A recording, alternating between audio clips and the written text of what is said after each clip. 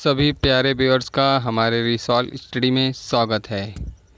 मैं इस क्लास को इसलिए लेके आता हूं कि मैं आप लोगों को लॉजिक के साथ जीएस सिखा सकूं। मैथ और रीजनिंग को ही केवल लॉजिक के साथ सिखा जा सकता है। चलिए आज अपने जीएस को लॉजिक के साथ पढ़ते हैं।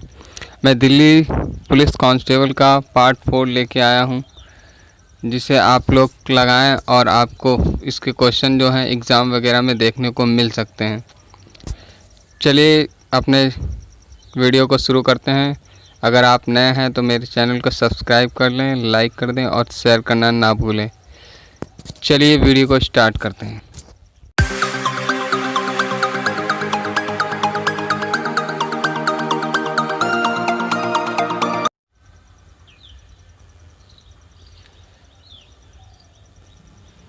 तो मेरा पिछला वीडियो का क्वेश्चन था जो आप लोगों से मैंने कमेंट बॉक्स में पूछा था।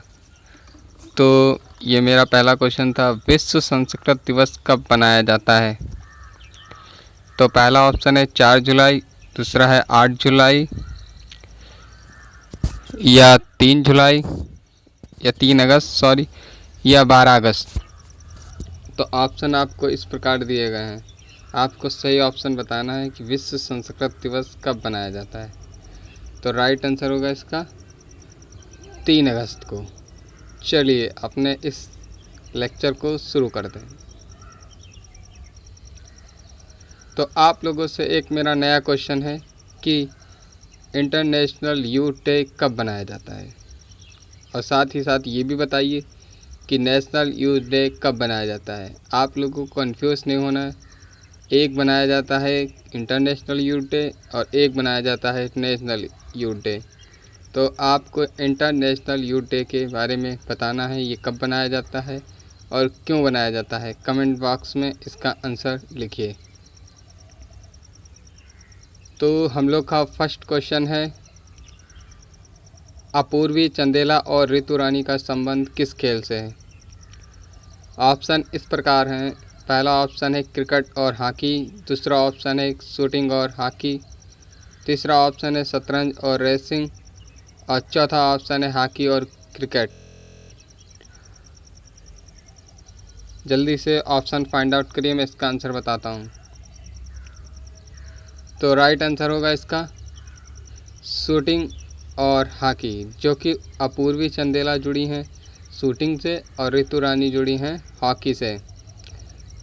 और एक और मैं पर्सन की बात करना चाहता हूं जो अभी इस समय बहुत इम्पोर्टेंट हैं, और उनका नाम है दीपा कर्माकर, जो कि जिम्नास्टिक से जुड़ी हैं। आप इनकी फ़ोटो देख सकते हैं। और ये किस डिस्ट्रिक्ट से हैं ये आपको बताना है, किस स्टेट से बिलोंग करती हैं। ये बिलोंग करती हैं त्रिपुरा राज्य से। कहाँ से? त्रिपुरा राज्य से। और आप लोगों को कमेंट बॉक्स में बताना है कि अपूर्वी चंदेला और ऋतु रानी का संबंध किस राज्य से है।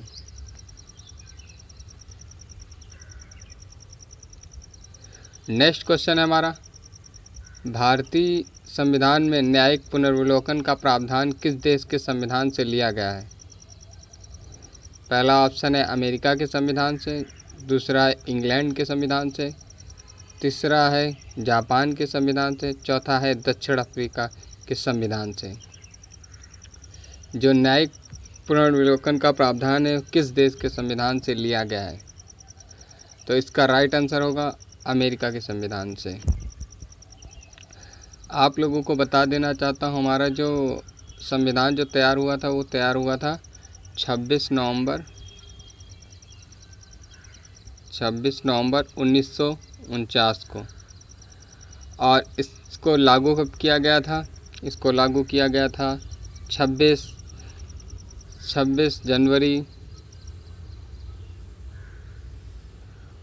1950। भारत एक गणतंत्र राज्य है। आप लोग गणतंत्र का मतलब जानते हैं? गणतंत्र का मतलब होता है भारत का कोई भी राष्ट्रीय अध्यक्ष नहीं होगा, मतलब राष्ट्रीय अध्यक्ष वंशानुगत नहीं होगा। ठीक है, नेक्स्ट क्वेश्चन पे चलते हैं। तो ये कुछ मूल अधिकार हैं जिसे अवश्य रूप से आप लोगों को पता होना चाहिए। तो पहला हमारा है समता या समानता का अधिकार, अनुच्छेद 14 से 18। दूसरा है स्वतंत्रता का अधिकार, अनुच्छेद 19 से 22। तीसरा है शोषण के विरुद्ध अधिकार, अनुच्छेद 23 से 24। और चौथा है धार्मिक स्वतंत्रता का अधिकार, जो कि अनुच्छेद 25 से 28। और नेक्स्ट है हमारा संस्कृति और शिक्षा संबंधित अधिकार, यह है अनुच्छेद 29 से 30। और लास्ट हमारा है संवैधानिक उपचारों का अधिकार, जिसे संविधान की आत्मा कहा जाता है, यह है अनुच्छेद 32। तो नेक्स्ट क्वेश्चन पर चलते हैं। नेक्स्ट क्वेश्चन है हमारा, निम्नलिखित में से कौन सी मानव शरीर की सबसे बड़ी ग्रंथि है? तो आप लोगों को मानव शरीर की सबसे बड़ी ग्रंथि के बारे में बताना है। तो पहला ऑप्शन है अग्नाशय, दूसरा है यकृत, तीसरा है पीयूष ग्रंथि, चौथा है अवटु ग्रंथि। जल्दी से आप क्वेश्चन आंसर फाइंड आउट करिए, मैं इसका आंसर बताता हूँ।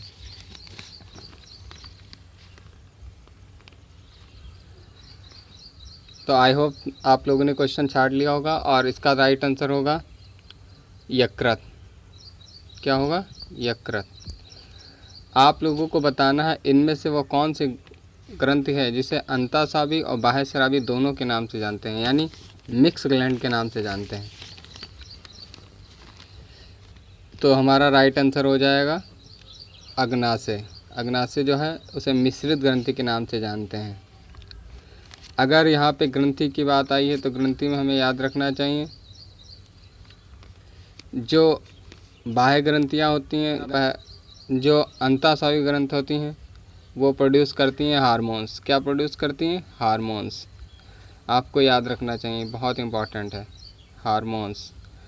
और जो बाह्यस्रावी ग्रंथियाँ होती हैं वो एंजाइम प्रोड्यूस करती हैं। क्या प्रोड्यूस करती हैं? एंजाइम। और पीयूष ग्रंथि को क्या कहते हैं? मास्टर ग्रंथि के नाम से जानते हैं। पीयूष ग्रंथि को मास्टर ग्रंथि के नाम से भी जानते हैं। क्या नाम से जानते हैं? मास्टर ग्रंथि के नाम से जानते हैं।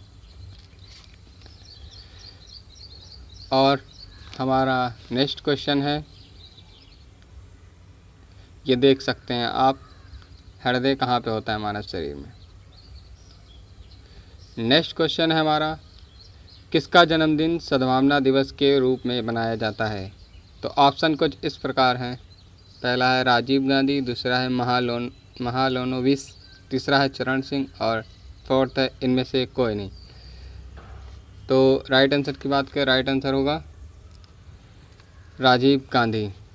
तो आप लोगों को मुझे ये बताना है कि सद्भावना दिवस कब मनाया जाता है। राइट आंसर होगा इसका 20 अगस्त। ये बनाया जाता है 20 अगस्त को। और महालोनोविस को किस नाम, इनके जन्मदिन से कौन सा दिन मनाते हैं? सांख्यिकी दिवस। क्या बनाते हैं? सांख्यिकी दिवस।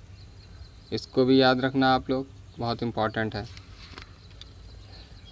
और हमारा नेक्स्ट क्वेश्चन है, नेक्स्ट क्वेश्चन पे चलते हैं। नेक्स्ट क्वेश्चन है हमारा, हल्दी घाटी का युद्ध किस वर्ष लड़ा गया था? तो ऑप्शन है 1764, दूसरा ऑप्शन है 1760, तीसरा ऑप्शन है 1760, सॉरी इसमें यहाँ पे डबल रिपीट हो गया है, और चौथा ऑप्शन है 1565। आप लोगों को सही बताना है इसका आंसर क्या होगा। तो इसका सही आंसर होगा 1576 में हल्दी घाटी का युद्ध लड़ा गया था, जो कि इस ऑप्शन में है नहीं। और आपको बताना है कि 1764 में किसका हुआ था। 1764 में हुआ था बक्सर का युद्ध। किसका हुआ था? बक्सर का युद्ध। और नेक्स्ट है हमारा ऑप्शन 1760 में हुआ था हमारा बांडीवास का युद्ध। कौन सा? बांडीवास का युद्ध। और नेक्स्ट हमारा 1565 में किसका हुआ था, आपको बताना है। तो 1565 यहाँ पे जो शो कर रहा है वहाँ पे हुआ था हमारा तालीकोटा का युद्ध। कौन सा हुआ था? तालीकोटा का युद्ध।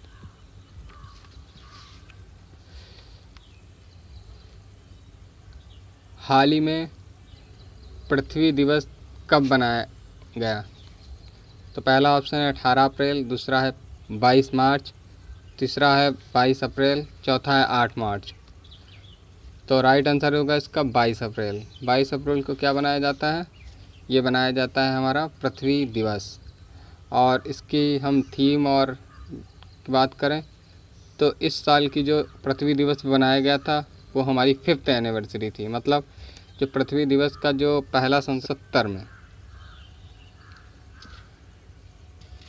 और इसकी थीम की बात करें 2020 की जो थीम थी क्लाइमेट एक्शन। इसे आप नोट करके रख लें, ये बहुत ही इम्पोर्टेंट है।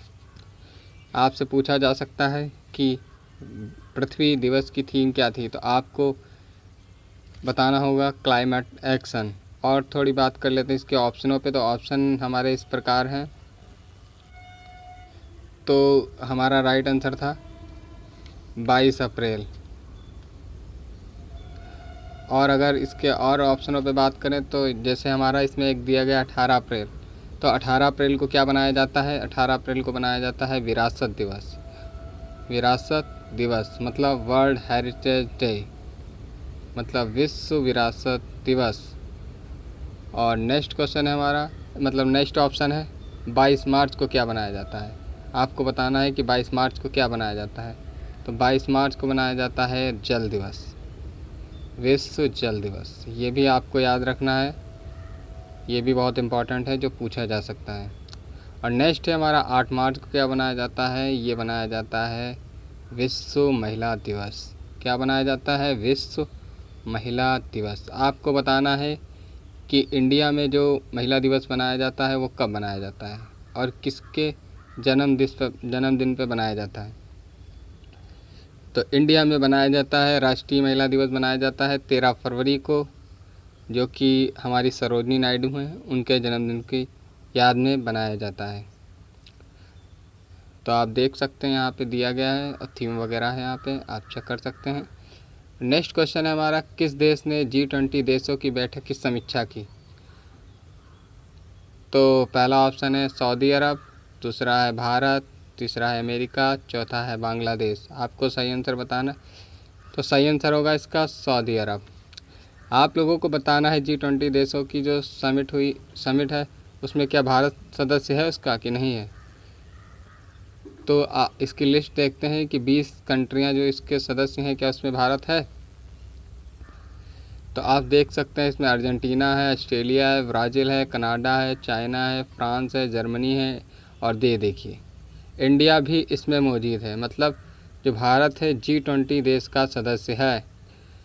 और इंडोनेशिया है, इटली है, और यहाँ पे जापान भी है, रिपब्लिक ऑफ कोरिया भी है, मैक्सिको भी है, रसिया भी है, साउथ अरेबिया भी है, साउथ अफ्रीका भी है, टर्की भी, यूनाइटेड किंगडम भी है, यूनाइटेड स्टेट भी है और यूरोपियन यूनियन भी है।